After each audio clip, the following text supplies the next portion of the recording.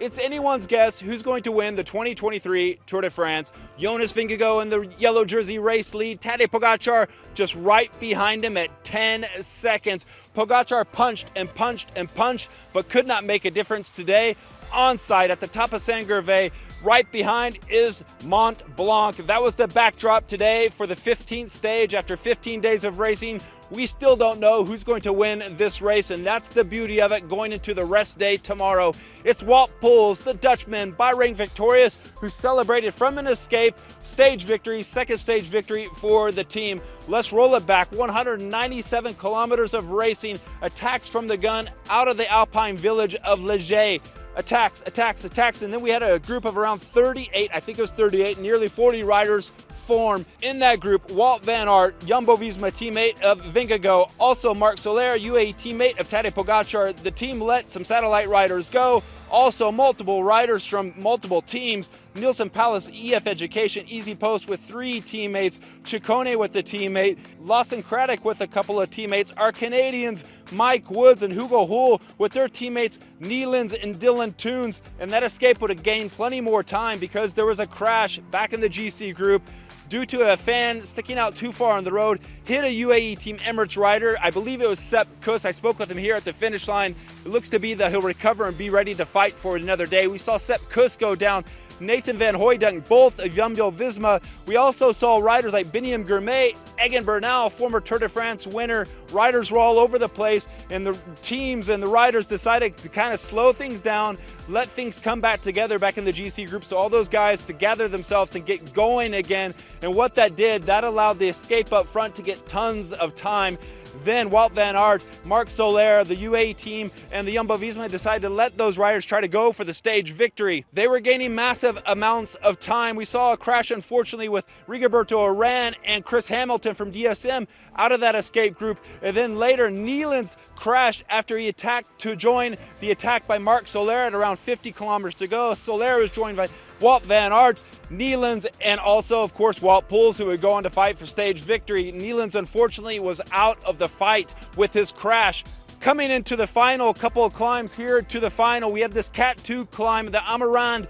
It was a steep kicker, kind of just an entree to the main course of Saint Gervais, but that entree allowed Wout Poels to distance Wout van Aert because only those two were left at that point. Wout Poels was never seen again up here to fight for stage victory.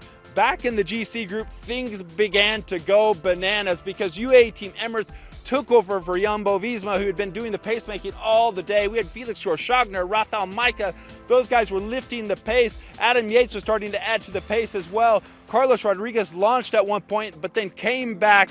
But all those accelerations, what that did is we saw the distancing of Jai Hindley, who was sitting 4th overall, just 1 second behind Carlos Rodriguez in the overall classification. Jai Hindley falls back, as did Simon Yates. Also, Tom Pidcock, who was suffering on the climb previously, was not there in the fight today and has to give up on the GC battle in this year's Tour de France. Coming up into the final, Carlos Rodriguez, what a heck of a ride. He couldn't manage the attack of Adam Yates, who went up the road, but he was there with Tadej Pogacar, with Jonas Vingegaard. He led out ahead of Vingegaard, ahead of Pogacar, coming into the final couple of kilometers. Yates was up the road. Soler was still up the road from the early escape. Those two guys would eventually come back, drift back with Pogacar, but not before Pogacar could light it up. 950 meters to go. He attacks this day. Unlike yesterday, Vingegaard follows him, does not lose a meter at all. Carlos Rodriguez is distanced.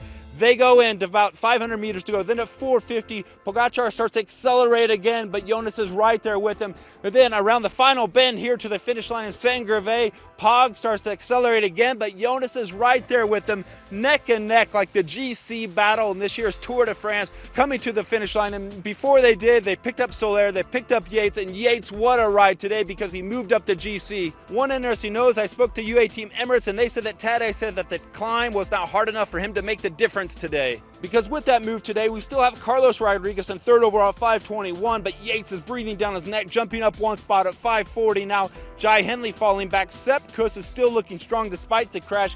916, Pello Bilbao moved up one spot because Simon Yates fell back one spot today. Oh, what a battle this year's Tour de France.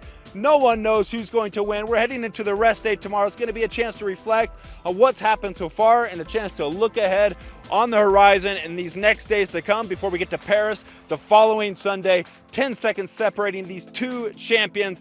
On Tuesday, we have a time trial which could give us more of an indicator of who's on form and who could possibly win this 2023 Tour de France.